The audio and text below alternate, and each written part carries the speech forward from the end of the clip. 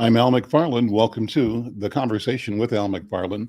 Glad to be here and glad to have you along. We're experiencing a change in the seasons, and that's a good thing. It's invigorating to go from massive heat to relatively cool. Hopefully some warm weather will come again, but if it does, great. If it doesn't, we're all good. Today, Friday, we present the Healing Circle, and I'm pleased to have my colleagues, our leader in the project, Dr. Bravada Garrett Akinsanya, who's the principal at Brakens Psychological Consulting, Inc., and also the CEO of African American Child Wellness Institute, and Dr. Oliver Williams, noted professor and psychologist, I believe I'm saying that the right way, and also nurse practitioner, Shirlynn LaChapelle. And today we're presenting a new person, one of the mentees of Shirlynn LaChapelle, Dr. Abiola Abu-Bakr. It's going to be a good show, a wonderful show. So hang loose and enjoy. Let somebody know you're listening to the conversation. In fact, we want you to always be a part of growing and expanding our audience, our engagement. And the way you can do that is by going to any of the platforms that you're on and liking and sharing with your friends and contacts the fact that the conversation, the Healing Circle, is going on right now. But we want to sort of keep track of our audience through the YouTube Insight News platform. So if you go there, sign up, subscribe, be a subscriber. Our goal is to get to 1,000 subscribers, and we need you and everybody you know to subscribe in order to make that happen. Well, with that, we have a special protocol, a special way to get ourselves situated and centered for the Healing Circle. And for that, I'm going to invite in Dr. Bravada, Dr. B, to get us going. Dr. B, how you doing? I'm very well. Thank you so much, Baba Al. Today, as we talk about maternal mental health, especially the mental health of Black women, it makes me think about where we came from. And just to get the audience on board to understanding what we do, on Fridays, we have the Healing Circle. And although we're not physically in a circle and we're doing this virtually, we do want to see everyone seeing yourself and imagining yourself in a circle with all of us. And we do a circle because in a circle, there's no beginning and no end. And everyone has equal access to the center, which is a space of power, the space where we share our voices, our dreams, our hopes, our fears. And in this circle, we honor our elders, and we honor them because we stand on their shoulders. And the elders that we stand on are those who have poured into us spirit, hopes, dreams, and wisdom. And we honor them because they're closest to our ancestors.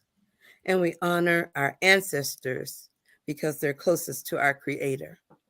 So today, in this honoring sacred space, we join each other in thinking about how to fight that battle to save our lives, to fight the battle to save the lives of our babies, our sisters, our brothers, our family, and our communities. And in the circle, we use a talking stick because the circle in African peoples across the diaspora, we are orderly people. And we use a virtual talking stick to pass the conversation from one person to the other. We can ask for the stick, or you can give it freely to who you think it needs to have it at that moment. And as we do that, that's a way of sharing. And we want people in the audience to also ask for the talking stick, to ask and bring comments in that we will read to each other as we engage in this dialogue. So with this said, I will pass the talking stick to Baba Al McFarlane. Thank you, Dr. B. Let me just go around and ask our colleagues just to weigh in on your thoughts of the day. I'll start with Dr. Oliver Williams. Dr. Williams, my friend, always good to see you. And top of mind, what's present that leads us to our topic today about maternal health? I think support is the word that comes to mind. Is how can we support each other? And that, for me, not only does that speak to how we can support mothers, but also in women, but how we can support each other in our community. I've been listening to the reports. I don't know that you all have been listening to the news the last week or so, but it's become abundantly clear the things that we may have been suspicious about as a community are right in the forefront.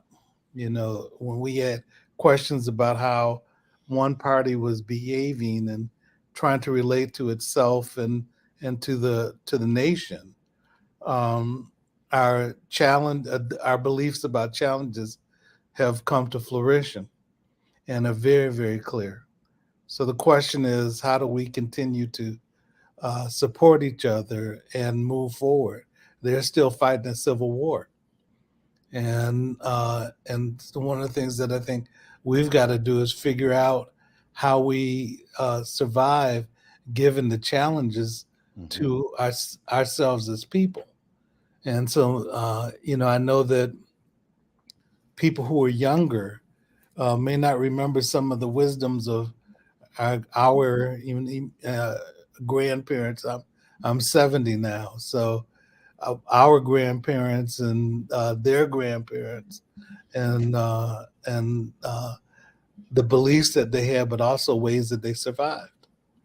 So we may need to revisit that as a community to try to figure out how we can support each other in different ways. And we supported each other through churches, through community centers, through um, uh, interactions with each other.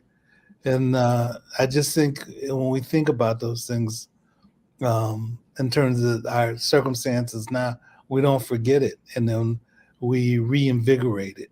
So that's what's been on my mind. Awesome. I'll take the talking stick back. Thank you, Dr. Williams. So let me go to Shirlynn. And Shirlynn, special assignment for you today is not only tell me what's on your mind, what your thoughts are about the topic, about everything that we always consider. So we're not limited to just one approach to the topic. We know that over the course of this conversation, we'll examine a lot of ideas. But I want to also give you the assignment of introducing and elevating our special guest today, Dr. Abiola Abu-Bakr. And I'm so happy that she is here. I'm so proud of her. But saying that makes me proud of you because you've been one of the instruments of her development, and talk about that as well. So you can introduce and also say what's on your mind first of all. Well, I am so proud of Abiola. I got to watch myself. I call her Abby, and she doesn't want that. But I am the only one that can do that. So I take pride in that, besides her parents. But anyway, she is a brilliant young lady. I have known her since she started nursing school. I was the president of the Minnesota Black Nurses Association and gave her a scholarship. She joined as a student. She was there with me all the way through. Everything that I did, she was with me. And she went to the national convention with me, and she got another scholarship because she's worthy. And this young lady has had a fellowship in, was it Uganda and Tanzania? Correct me. But I mean, she speaks fluent Spanish. I could go on and on about her, but she is truly brilliant and has a heart of gold for the community. And I was kind of taken aback when she said she wanted to be a doula. And she and her sister started a business, a doula business, and that is absolutely her passion. And as everything, when she's passionate about something, you can bet it's going to be the best for the patients, the families, and those involved. So enough about me.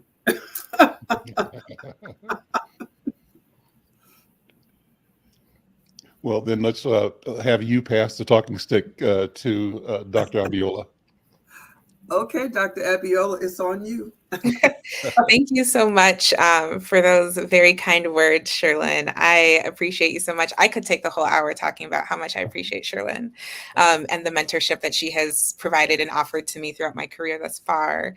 And then just also the familial vibe that we have as well. She's very much family, but has taught me so much about showing up in community, what it looks like specifically to show up in our communities, our Black and Brown communities here in the Twin Cities and across the nation, and even global.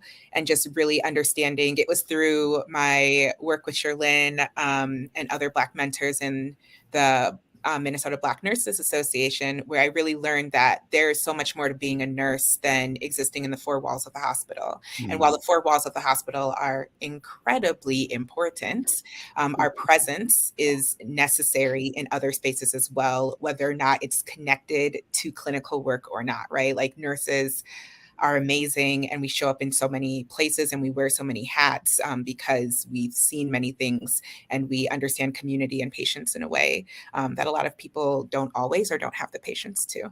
But really excited to join the conversation, really excited to be here with all of you today. And the words that are coming up for me is grace and intersectionality. I just think so when we talk about the Black maternal health crisis, especially when we start talking about the layer of mental health on top of that, there is an extraordinary amount of grace that I believe that we have to give ourselves and others in our community.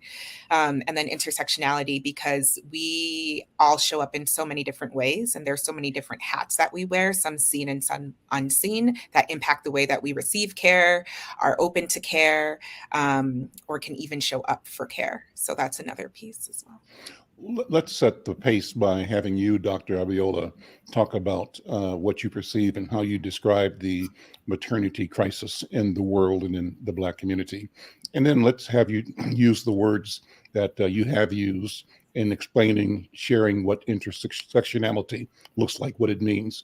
And we'll build the conversation from there. But you lay out the conversation, and I'm presenting that conversation as a vision that guides your work, and talk about the specifics that you have done and are doing and intend to do in the process. So I'm passing the talking stick back to you, Dr. Abu-Bakr.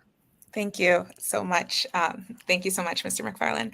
So I think when we talk about, or when I specifically talk about the Black maternal health crisis, is specifically talking about the United States and within the context of the United States, outcomes that are facing US-born and foreign-born Black birthing people are ridiculous, for lack of a better term. We see every year, we see Black and Brown birthing people have lesser quality outcomes than their white birthing counterparts, right? We see prenatal care that is not up to par. We see outcomes in labor and deliveries that are not up to par. We see access to mental health services that are not up to par for our Black and Brown birthing people. We just see an overall lack of resources, an overall lack of commitment, and an overall lack of support specifically for Black and Brown birthing people here in the US. The statistics unfortunately get worse, or have been getting worse every year. So earlier this year in March, the CDC released a report that was showing that the maternal health crisis is getting even worse for Black and Brown birthing people in the US. The way that the data works is that this year in 2023, we're reporting on data from 2021, right? So we still are parsing through the 2022 data, but from that data alone, it's showing that it's the worst in the last 10 years. So Wow. things are not getting better. Things have not been getting better. And then we had the pandemic in 2020, which of course made things even worse and harder. But we're seeing even outside of the pandemic, even after the pandemic, we're not seeing things ease up for our Black and Brown birthing people. And what this specifically means oftentimes are the stories that we hear in the news about Black and Brown birthing people dying, unexpected deaths, unnecessary deaths, because of how they were not cared for when giving birth, how they were not cared for prior to giving birth, or when they do survive these really traumatic experiences, unfortunately having a traumatic birth experience that they now have to figure out how they work through and step into this new realm of parenthood when they just came out of a space of trauma, either how they were treated in the hospital, how they were treated by practitioners, how they were not listened to. I think we've all heard the big stories around Beyonce, Serena Williams, unfortunately, Tori Bowie. like the list unfortunately goes on. Dr. Shalon Irving, people who have, some who have survived, but some who have also passed away because they were simply not listened to. No one was listening to what was happening for them. So in the work that my sister and I do through ABÍYÉ Collective, and ABÍYÉ is a Yoruba word for successful birth. We are both Yoruba, so we're both from Nigeria, but it's a Yoruba word for, yes, Dr. V, for successful birth. And the big mission in our work is to really support people bring their child earthside in a way that centers them, centers their joy, centers their happiness, centers their needs, centers their care, and centers their advocacy. So say that again. I say that phrase again, if you would, if you don't mind. Yeah, about centering. Yeah. Yep, centering their needs, centering their care, centering their joy, centering their happiness. I thought I heard you say something about earthside. Yes. Tell me about that. Okay. Yep. That's new for me. So when we say bringing their child earthside, that means delivering the child. Amazing. The child coming from the womb into the earth, into this realm and this space that we call Earth, that we are all here in. That's what I thought you said. That's wonderful. Yep. Yes. Okay. Yeah. It's something you can visualize. You can see it and feel it. Yes, you can very much see it and feel it. There's a soul connection there. There's very much a soul connection. I mean, you can already tell. I could go on forever about this, but a soul connection in a child coming from the womb, going through the birth canal and coming out into the world, right? And bringing that child earthside, and how much preparation is needed to do that, and how much love and support is needed to do that. And before I pass on the talking stick, I just want to tap on that piece of intersectionality that I brought up before, and you asked me to speak on a little bit more. And when in our work at ABÍYÉ Collective, when we talk about intersectionality, we are very much talking about the fact that not everybody who gives birth in this world identifies as a woman, right? Not everybody who gives birth in this world identifies in all the ways that I might identify. They may not identify as Black. They may not identify as a woman. They may not identify as someone with the level of education I have, someone who speaks English, someone who has an social support, economic mobility, all of these different things. So when we talk about intersectionality, we're saying, right, when we do this work, we have to be open and willing to welcome in all of the people at all the intersections that they come through, right? Dr. Kimberly Crenshaw talks about intersectionality being this reality of, yes, as womb holders, that's what we often refer to our birthing people as womb holders, we all share this fact that we hold a womb, right? But one womb holder could be Black, and their realities in the healthcare system are going to be very different than a womb holder who is white, right? So we have to be very aware of these intersections that we meet at, and the ones that we don't always meet at, because they impact the care that people have. I can't just say, oh, me and Shirlynn, we're going to have the same experience because we both identify as Black women. That's not the reality, because we have other aspects of our identity that will come into play as we move in the healthcare system, and even more specifically in the maternal health world. Talk about your sister and how the two of you decided to become and to create ABÍYÉ. Yeah, so my sister's name is Ade Salami, and she is the best. My sister has a policy background. Well, she's like a Jumi of all trades, is what I like to say. Jumi is a very Nigerian name, so we don't say Jill of all trades, we say Jumi of all trades. And she has a policy background, but has always had this very deep connection to birth and birth work. We like to say that my sister was the doula at my birth, because my dad was at work when my mom was giving birth to me, and it was my sister at the age of 3 sitting in the room with my mom watching me come into this world. And my parents always talk about how my sister was stroking my mom's arm the whole time saying, "It'll be okay, mommy. It'll be okay, mommy." And my mom always talks about how she really believes that in that moment, her grandmother and my dad's mother and her mother were working through my sister, right? Wow. And we always talk about like the ways that she showed up in that space. So my sister is the OG doula in our family.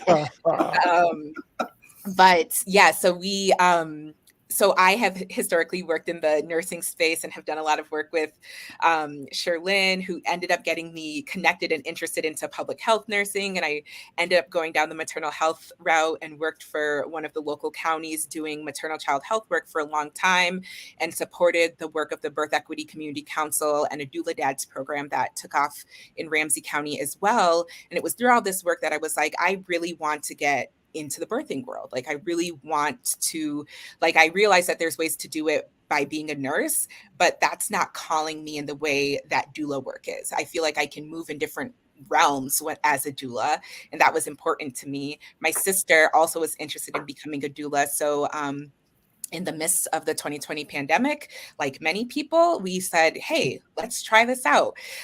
We became certified doulas, prenatal and postpartum. So we provide support for birthing people before they give birth, during their birth, and then also into the postpartum period. And we decided to do that together. And I was just gonna use it to enhance my nursing skills. And my sister's like, no, right? Like, we're in this moment where Mr. Floyd was just killed a block away from us. We're talking about the sanctity of Black lives. What does that mean for the complete spectrum, right? We're talking about the sanctity of Black lives as Black people are being killed. Let's also talk about the sanctity of Black lives as Black people are being brought into this world. And what does that mean for us to create a business where like, we see people from all walks of life and all racial creeds, but a big part of our business is being a cornerstone for Black and brown birthing people, because we know that from the moment we enter this world, oftentimes the statistics are against us. So how do we at least make this huge statistic about how you come into this world and your ability to survive past your first year? How do we make that our business? How do we make that our mission and our goal? Amazing. Who wants talking stick? Who wants to jump in? Oh, I want it. Let me have it right quick, because I'm really excited about Dr. Abiola's work and her passion around Black women and birthing babies. And I love the phrase "Earth side." I did love that too, and that stood out for me.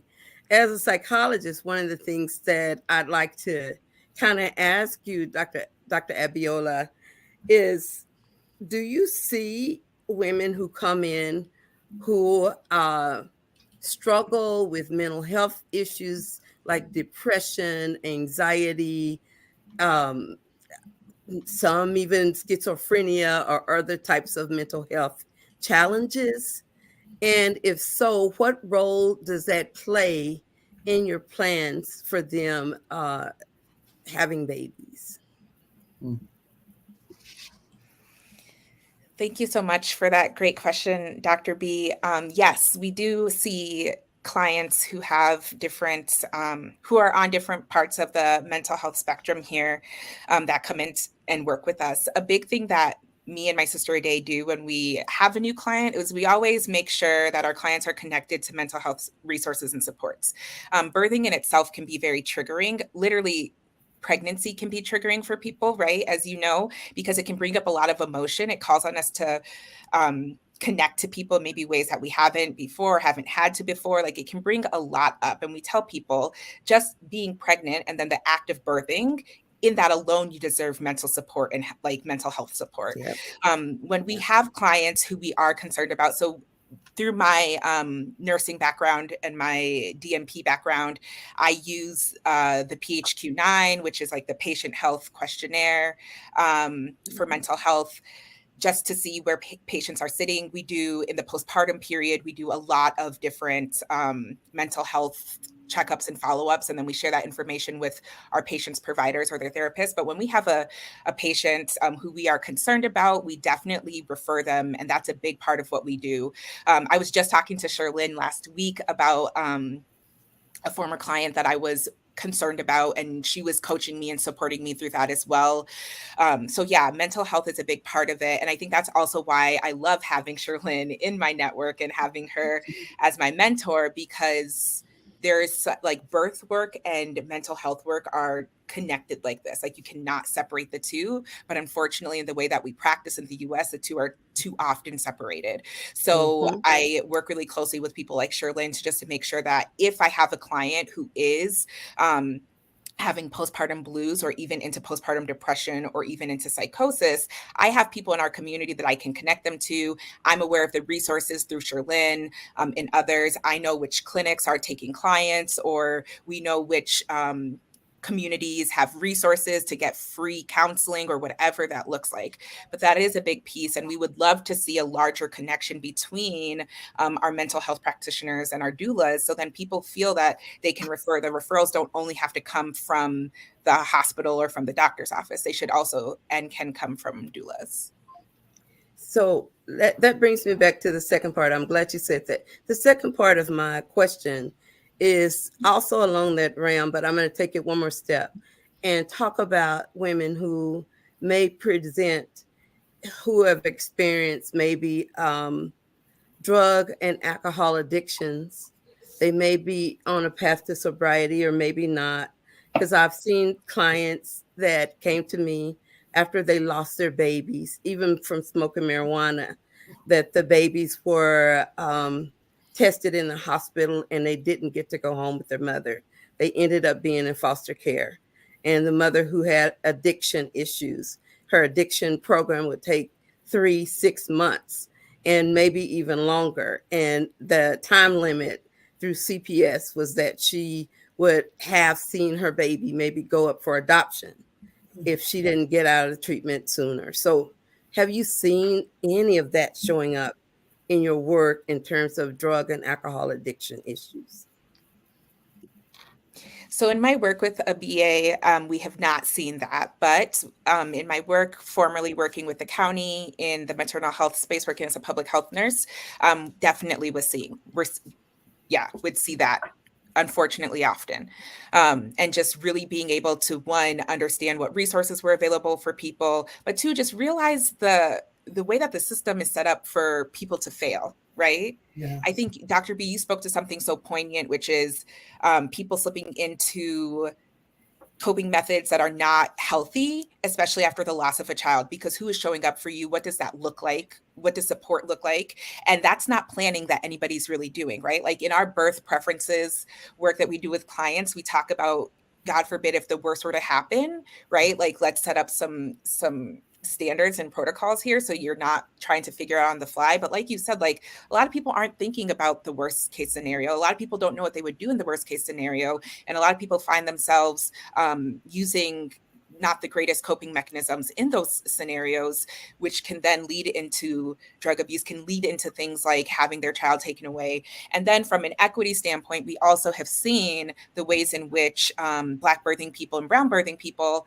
are drug tested in unethical ways, right? That their white counterparts are not being tested when they do enter the hospital, and who is getting the call from CPS and who is being reported to CPS. And what does that process look like? Who is it humane for? And who is it just terrible for? Absolutely. So Dr. Williams, question, yeah, thought? Well, I was going to ask two questions, Dr. A. And one of the questions that I had was, what ways do you see the community being supportive? And let me reframe it. What gaps do you see that exist within the community? And then when you see the gaps, how can they be fortified and responded to so you don't have those gaps anymore, and that people that have the need have people respond to that need? So let's start with that one, and then I can ask the second question next. So your question is, what are the gaps we're seeing and how could they be fortified? Yep. So some of the gaps that we see is just confusion about what is available, right? What does my insurance company cover? What is normal? That's a big gap, right? People understanding like what can happen during pregnancy, especially as it relates to mental health. A lot of people are just like, oh, not really sure if other birthing people are experiencing this. Are other moms sad? I just had a baby. Everyone wants me to be happy. Is this normal? I'm pregnant and everyone else seems really excited about this baby, but I am really anxious. And I've been anxious ever since I found out I was pregnant. And I just have intrusive thoughts all the time, right? The gaps is just understanding what is normal and what are other people experiencing. Another thing Shirlynn and I talk about all the time, right? Is like, how do you normalize these things and let people know they are not alone? Because unfortunately, so many people are in silos. You can have the best support systems around you and still not know that other people who you're talking to experience what you experienced. Right.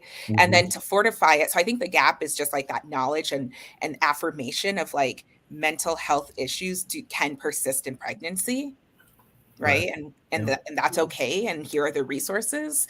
And then how to fortify it is just around raising that awareness. And I actually want to pass the talking stick to Shirlynn, because so many times when we were in community and I was working with her, when we were doing Clipper clinics and when we were doing mobile units, we would come across pregnant people who were dealing with a lot of this stuff. So I want to pass it to Shirlynn because I know she has some good stuff. Can you answer this question first? What's a Clipper clinic? Yes, the Clipper clinic. Yes, I'm trying to get good with these definitions. I just say stuff. Sorry. The Clipper clinic is a really great program that Shirlynn and I used to be a part of. It was through the University of Minnesota's Program for Health Disparities Research, started by Dr. Okuyemi, and it was a mobile clinic where we would go to barbershops and beauty salons. And it later turned into a barbershop and beauty salon clinic that was really supported by Clarence Jones as well. Yeah, we would go to barbershops and beauty salons and we'd stay there all day, taking people's blood pressures, talking to them about their health, talking to pregnant people about their well-being. That's where Shirlynn taught me to not be so awkward and talk to people. But that's what a Clipper clinic is. Okay. And as you can see now, she can talk to people, and I'm so proud of her. This young lady is brilliant. I could listen to Abiola all day with the pride of a mother. And in our community, the things that we have to do as a community of people who deal in healthcare or deal in maternity health and behavioral health is to understand the main thing is to get our community to realize they need this help and to destigmatize this help that they need. Oftentimes, they don't want anybody knowing the business, and I get that. And with that, I share that I've been on the antidepressant for years, and there's no shame in my game. And then I say to them, if Beyonce, if Venus Williams, and so many stars and athletes can talk about their mental health, and they have 2 or 3 therapists on speed dial, don't you think you deserve the same thing? At least one. So after that, they start to get it. Excuse me. They start to understand that just like having diabetes or high blood pressure, we have mental health issues. It's a balancing of hormones and chemicals in the body. We're nothing but a chemistry set. And if your blood pressure is high, we got chemicals for that to lower it. If it's too low, we got something called pressors to raise it. If you got diabetes, we got stuff to work in the place of insulin or to boost insulin. So all we need to know and understand is you just need to be balanced. That's all. There's nothing wrong with you. That's not wrong with everybody else in a different phase. But please accept the care you need so you can live your best life. Now, in our Mawua Moms program, which Abiola is going to be with me, as she always is on most things. I take her everywhere I go. But anyway, I am so excited. We are actively recruiting pregnant women to come into our program. And if you have substance use issues, that would be drug and alcohol issues. If you have mental health issues, God, you are the people we want, okay? And we will provide food at these 2-hour meetings, which will be at UROC on Saturday from 10 to noon. There will be childcare, and we'll have bus tokens. But we're also working through the logistics of some gift cards for those who show up for the meetings, like $25 we're thinking. So people need food for their family. That'll be a huge help. But you only get those gift cards if you show up for the meetings. It's only 8 weeks. Then at the end of the 8 weeks, we got stuff for you. We're going to have a community-wide baby shower where you're going to get all kinds of things you need for your baby and a gift card, money gift card. So this is something that nobody should pass up. How many organizations offer you not only things you need for your health and well-being, but things that'll help you now? You know, I know it's rough, but a $25 gift card every week, you know, what's that? $100 a month on food. Use it for whatever you want. And then we got childcare, so you can't say, I can't come because I have nobody to keep the kids. Heck, bring them with you, okay? We got childcare there, okay? And you're hungry, we got food, okay? So there's nothing that should stop you. We got bus tokens. Please come to this because we care about you, your health, your children's health. And we don't just kick you to the curb after the 8 weeks. Our program goes on to make sure you're okay after that. Therapy is free. We're working with you. We really care. Dr. B, this is her brainchild. I'm just one of the foot soldiers, okay? And she's a brilliant woman who loves the community. And us at ACWI, African American Child Wellness Institute, all of us love being there. We feel blessed to be in that environment. So supportive, so loving. And all of us are one accord for the community, for the needs of our community. And one thing that I have to shout out, Abiola, you need to know this. Dr. B's husband, he's Nigerian, but of course, he had to tell us what Abiola meant. I told him, don't try to steal you from me. Back up, brother. Hey, Shirlyn and Dr. A,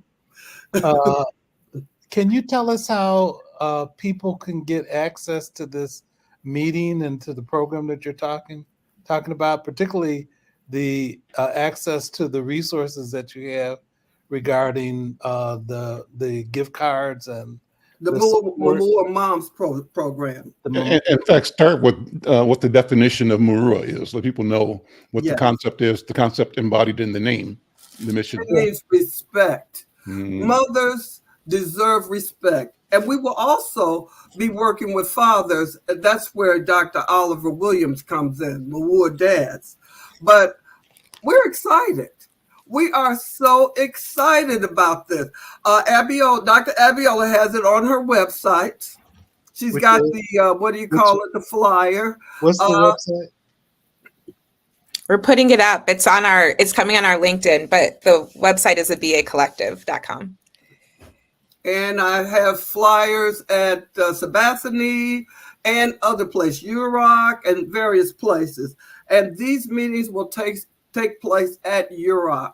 So ladies, please, please, please, please, don't miss out on this opportunity to be taken care of by people who care. We will check your blood pressure. And if we have to check your blood sugar, we can do that. Remember, I'm a nurse too, as well as a psychiatric MP.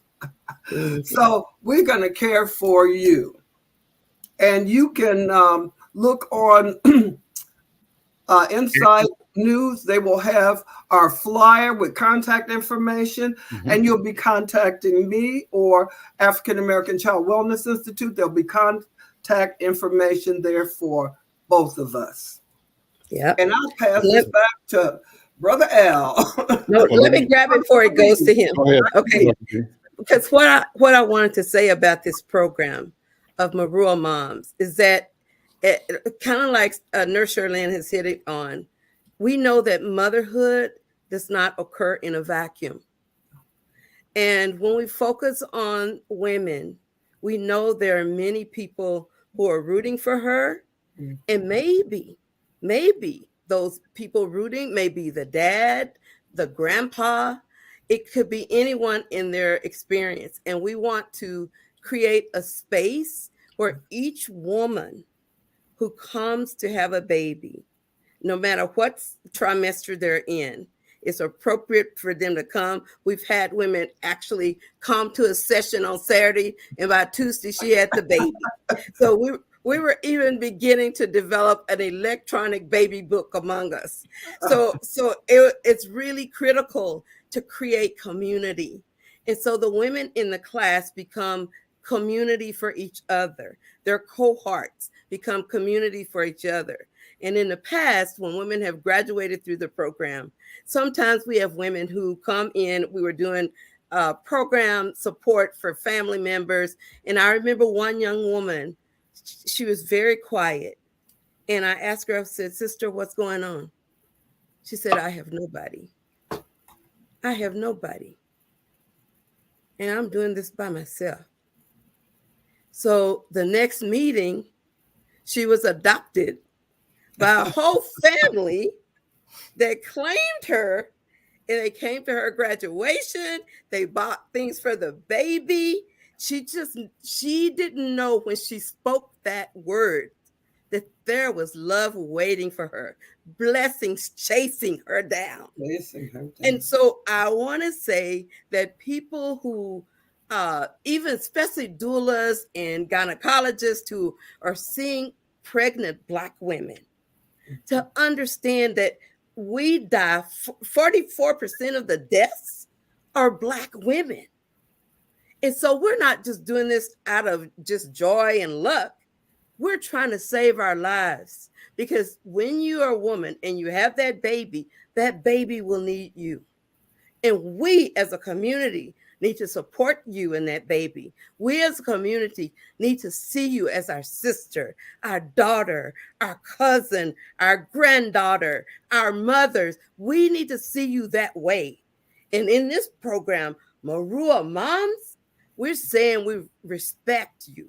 And we respect all of your life, because our model is one of an African-centered wellness model, so that we respect spirituality, financial wellness, social wellness, intellectual wellness, vocational wellness, emotional wellness, all of those parts of you.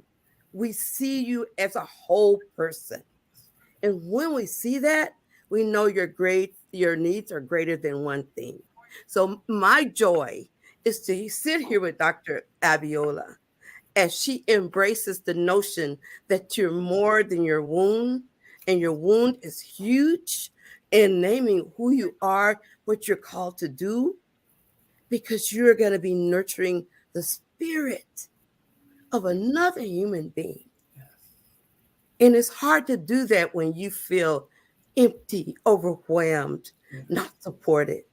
So I want to put that plug out to all the doulas, all the OBGYNs who are saying, "Oh, I'm good enough. I can do this by myself." No, you won't. Not as long as I have breath. I'm providing mental health.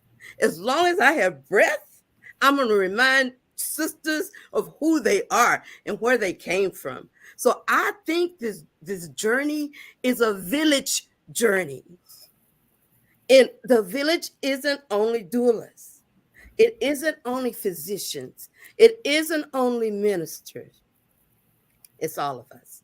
So now I'll pass the stick to Brother Al. You're on mute, Brother Al. Thank you, Dr. B. I want to. This is so inspiring. It's a wonderful conversation. I want to take it somewhere deep in a minute, but I want to thank 10 Talks. That's her handle, who's been watching the program, and we've put her comments up. But she says, she says she's a certified doula, and she said this conversation is really wonderful. So thank you, and we'd love to have you join the program. I asked the producer to send you a link. And let me know where you're watching from. Great to have you monitoring this. So let us know, and if you can join the program, please do. I wanted to, Dr. Oliver, first of all, also correct that I described you as a psychologist earlier, but I should have properly introduced you as a professor of social work at the University of Minnesota, and acknowledged that you've done phenomenal work as the executive director of the Institute on Domestic Violence in the African American Community. I wanted to make sure that I was straight in presenting your work and the place that you do the work in. But so the thought, though, at the moment, Dr. Williams, is one for you and me and us.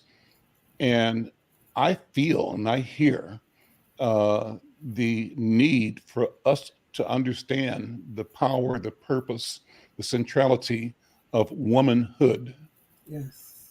to the birthing process. Right. The birthing process is the process that is the gateway to eternity. That's right. The birthing process from the time of the beginning to infinity comes through one system, one process. And so I raised the question about how we, society, have successfully and inappropriately marginalized and denigrated the power and the role of those who give birth, those who bring our future earthside, right? And so, and I raised the question about how do we need to talk about the patriarchy and hierarchical systems? How do we need to talk about other ways of looking at the world, maybe matriarchal or maybe not? But Shirlynn kept saying, this is about balance. How do we approach balance in a way that will move humanity? Dr. B talked about, the village. Yeah. And I think it means that now the village is the planet. Planet Earth is the village. Mike V, thank you, Mike V, for checking us out. What was your comment there? Mike V says, what role can Black men play in the birthing process as well? So I'm going to pass the talking stick back to you, Dr. B, and you can share it with Dr. Oliver and Dr. Abiola and Shirlynn. But I just wanted to say we have to think deeply about the arrangement, how the entire thing is structured, and is there a need or is a restructuring, a reconnecting, reorganization, both afoot or needed? Dr. B, I'm going to hand it back to you. Okay, and I will be brief in this, but I want to say that definitely that question you asked is critical. I always say that the Creator made it impossible for a woman to have her baby by herself. Made it impossible. And what he did do is make sure at least two people surround that baby. So it's not meant to be done alone. Parenting is not meant to be done alone. In fact, you need as many helpers as you can get. And in our African culture, we are the village. I am because we are. And we are because I am. We exist within a context called family. And family is in a context called community. And community is a context called society. So as we look at the multiplicity of our engagement in the world and welcoming young spirits on this planet, we all have to take responsibility. So a man's responsibility, it may be different, but it's not less than. So children need to hear the voice of a male to create the synapses in their brain that recognize diversity in tone. Do you hear me? They need to hear that, is the baby all right? Instead of just, is the baby all right? They need to hear all of that. And the role we all play, created divinely, leads to health. And with that, I'm going to pass the talking stick on to Dr. Abiola, because I know this sister came for real up in here today. Thank you. I will also keep it brief and then pass it on to Dr. Oliver. But yeah, there is everything you said, Dr. B, that's really all I have to say. Right? Like, we have a really great program here in the state of Minnesota called Doula Dads, really championed by Tamiko Ralston and the great team over at Ramsey County and out of the Birth Equity Community Collaborative. And it's really about stepping into the space of creating space for a birth partner in all of this. What role does the Black man play in that? And here in Minnesota, we have, I think, more now than 10 Black men in the state of Minnesota who are certified doulas.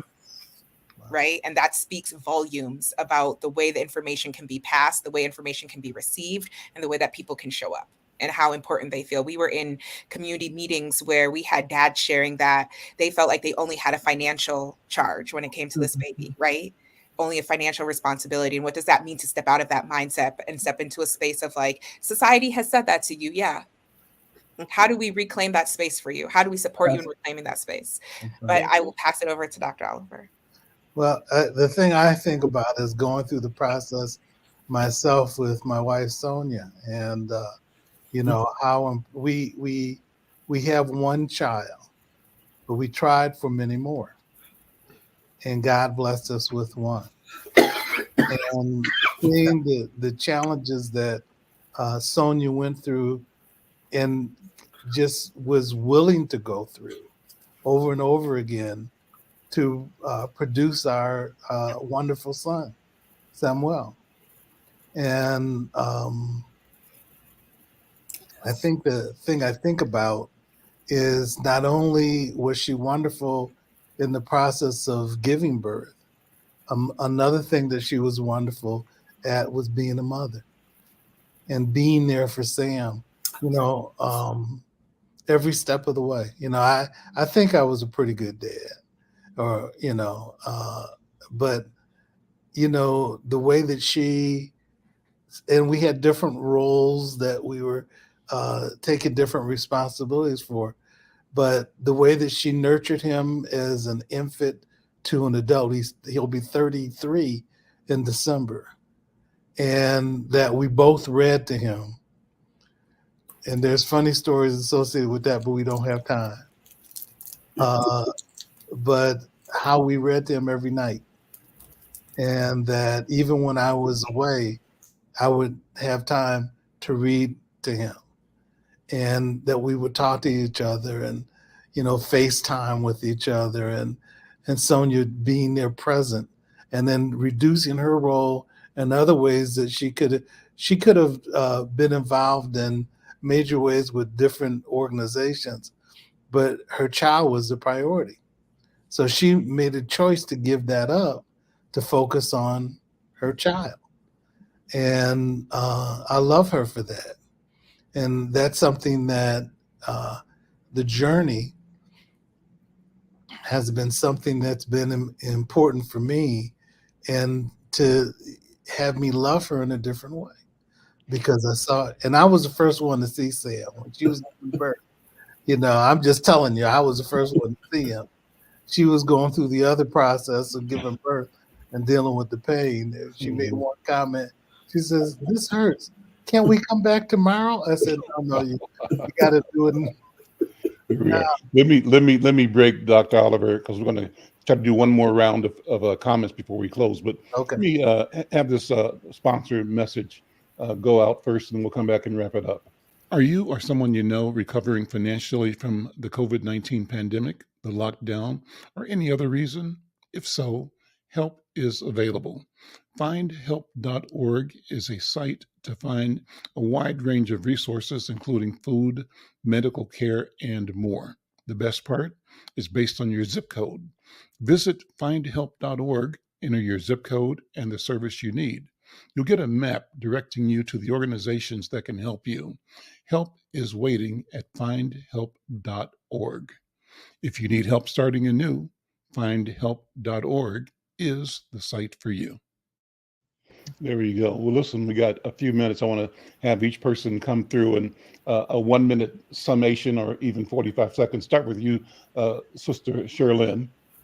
Okay. Well, one thing I want to say that I didn't say earlier, Abiola's thesis project was forming MWAT for Ramsey County, which I'm a part of. Thank you, Abby. That's Mental Health and Wellness Action Team.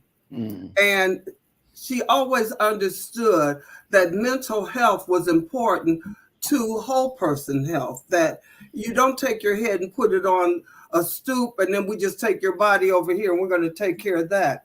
You have to take care of the whole individual, or there is no health. So I am really proud of that effort, and I've been on it for quite a few years. And All I got to say is thank you, Abiola, for all your brainchild, all you do, have done, and good God, all you will do. And thank you, Dr. B, for Mawua Moms. And one last thing, Dr. Oliver will be working with the men. You forgot to answer that, Dr. Oliver, when they were mentioning. Did you mention that other projects you do with fathers? Because that's important. And so often we get involved in our conversation and forget to talk about the things that are directly related to the program. So, Al, can I pass the talking stick right back to Dr. Oliver for a second? Right, for a minute, Dr. Oliver, please. Okay, well, I have worked with different organizations associated with fatherhood. Joe Jones with the Center for Urban Families in Baltimore, Maryland. Dr. Johnny Rice, who's at a university on the East Coast in Baltimore, who did a lot of fatherhood work. And I've written a book, Parenting with Jeff Edelson, Parenting by Men Who Batter, New Directions in the Assessment and Intervention, and worked with a gentleman named Dominique Waldtower, associated with dealing with fatherhood. He's got some really interesting things to say about being appropriate fathers. And so with that, I'll pass the talking stick back to Dr. B or Brother Al. Dr. B, and then we'll have Dr. Abiola close us out. Okay, sounds wonderful. What I'd like to say is just people, please join our group by referring people to Mawua Moms. The number is 763-522-0100, or going on the web to www.aacwi.org and letting us know that you are ready to join the Mawua Moms. We're looking for referrals, and we definitely want to make sure that everybody gets an opportunity to be well. And with that, I pass it to Dr. Abiola, having the last word. Thank you, Dr. Bravada. I just want to thank you all for allowing me to join in today. This has been great. I've loved talking to every single one of you. And now the word that's coming up for me is collaboration, which is one of my favorite words. But love being in collaborative spaces. The reality is, in my role as a doula, I don't know everything and I'm not capable of doing everything, similar to what Dr. Bravada was saying, right? It can't just be one of us. And this space has been such a collaborative space because I get to lean on leaders and content experts like Dr. Bravada, like Shirlynn, like Dr. Oliver, who mental health is their space, right?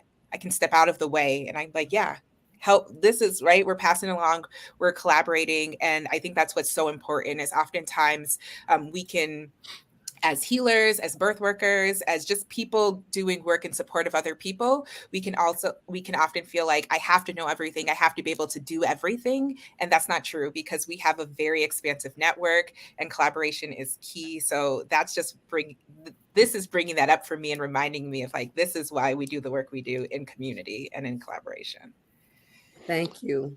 Thank you, Dr. Abiola Abu-Bakr. Thank you so much, and continued success in all your work. Shirlynn LaChapelle, the great Shirlynn LaChapelle. Thank you, Shirlynn, for leadership and service and the mentoring. And here's the evidence right here.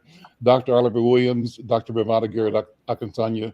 So great to be in this relationship. You know, this conversation is so important because our mission together here is to change the narrative in the community about mental health and whole being health.